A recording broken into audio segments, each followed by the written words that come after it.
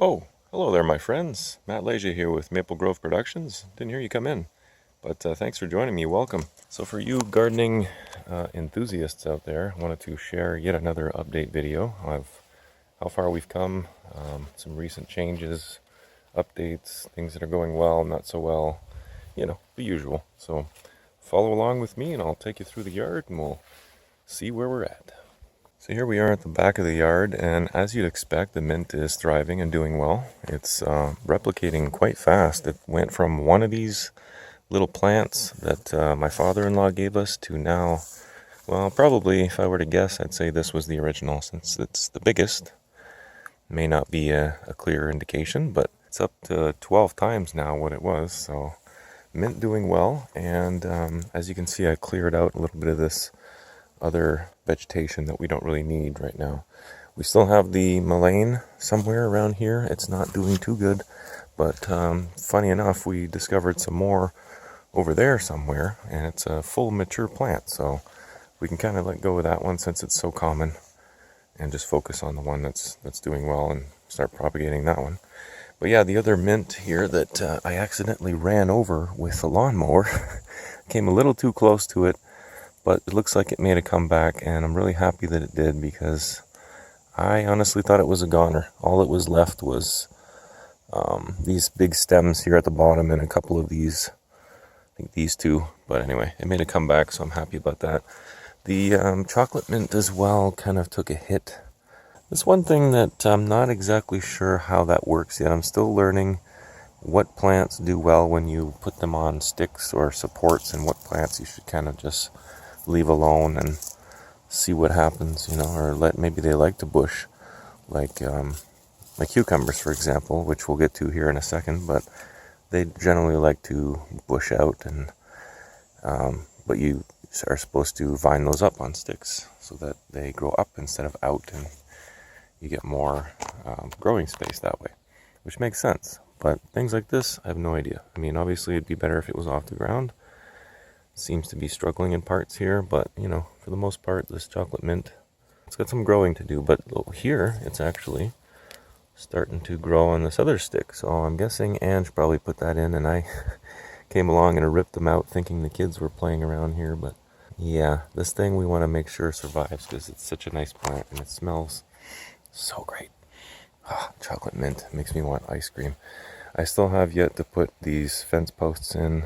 Eventually we're going to do, I think I talked about this before, but we're going to use those as kind of a ranch kind of fencing here at the entrance of the trail. All things to come. We went and wood chipped our biggest trees here in the backyard, so they're going to thrive and do well. And of course we want these guys to be nice and strong because they're going to support the kids' treehouse that we're in the process of building. So we got the platform set up now. Just got to add some walls and some flooring and we'll be all set. This is an area, it's kind of funny because we didn't treat this area with anything. We didn't add any compost or nothing. We just kind of put this rhubarb here and just to see what happens. And it's not growing very much. I mean, it's still alive, but it's not doing too well, as you can see. So we're going to have to give this some compost if it wants to grow. But there's another bigger one right over there if you can see it.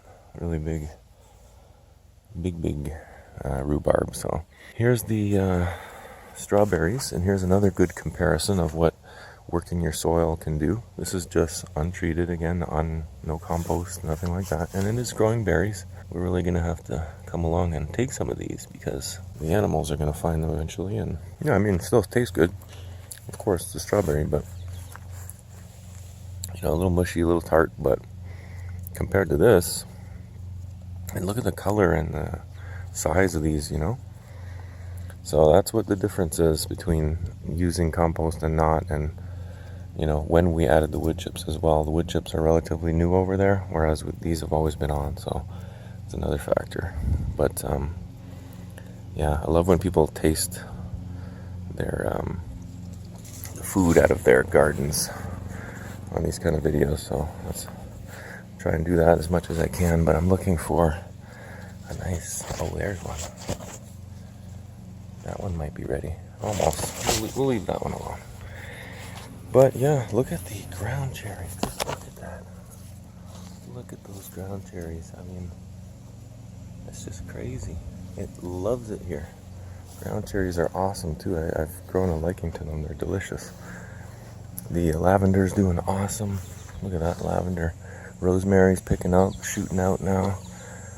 Got a pepper plant that's not doing so well, but it's got a little pepper there. I don't know if this is habanero or what. And my chilies are doing awesome. Flowering, green. Picked a whole bunch of them. Just planted some curly leaf parsley there, which hopefully is going to pick up and start producing some of that, because I love me some parsley. More wood chips here. We moved the plants that were there are now here.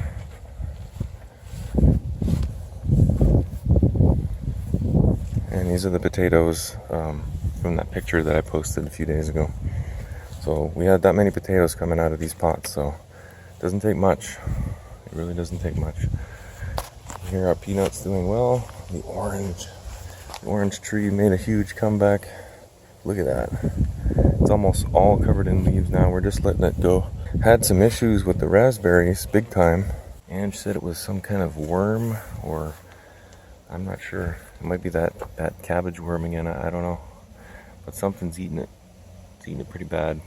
And from what I understand, as long as the roots are good, it'll keep coming back. But I'd rather not see that, or if I'm going to see stuff like this, like, not to the point where it's going to take over the whole plant. So, all right, one more quick tour over here. Set up some compost bins over there, and like a 3-stage system. I'm still learning all this stuff, guys. So this is by no means like a pro setup, but I'm getting there. I got some extra barrels to work with now, and I'm going to start making some biochar and other things, storing water and things. So the pond is actually going to go right there where those barrels are. It's going to be a pond, and kind of use the water from the rains and stuff will come down here in the natural slope and kind of get caught up in a swale, and it'll turn this way and then go into this little holding area. So we'll have a bunch of water always in case we ever run out, because we're in the country and that kind of thing can happen. You know, if it doesn't rain for a long time like it has now, it's only rained for the last couple of days, like recently. So you always have to have backup water. But here we have the 3 different kinds of blueberries. Hope you can see those. Oh, we got some nice blueberries on there too. We got our honeyberries, the male and the female, and the service berry over there. These are not going to probably produce any fruit this year, maybe next year if we're lucky. But we'll keep pruning them and keeping an eye on them. Can't beat a blueberry fresh out of the garden. So if we move over here, kind of been trying to cut down on that area right there to get ready to start catching that rain. And I'll just take you through a quick tour here, because there's not really a whole lot that's changed out here. A couple things got switched around. Echinacea's struggling on one side, doing well on the other. Tomatoes thriving. Even these shot up recently. It's perfect weather for them now, and they got that rain that they needed. So look at that. We had to put nets on them because something kept stealing our red ones. So cucumbers, as I said, I tried to vine them up. They're finally taking hold here, but no little cucumbers on this one. This lettuce just completely bolted, and we're just letting it go. See what happens. Whatever. Got nothing else to put there right now anyway. This lettuce is doing well though. Really resistant, this one. It hasn't had a single bug bite from what I can see. This got all moved around, so celery, onions now are mixed in with each other. Pepper is still really struggling, and then tomatoes. My goodness, these tomatoes. I mean, look at this. I mean, look at that little patch right there. I don't know if you can see that, but it's got a nice little cluster. And you got these and these almost ready to pick. Yeah, really happy about the tomatoes. The brassicas. This I guess I could chop off and have me some broccoli. Yeah, I should. It looks nice actually. It's nice to get some broccoli for once. And then the Cauliflower, just whatever.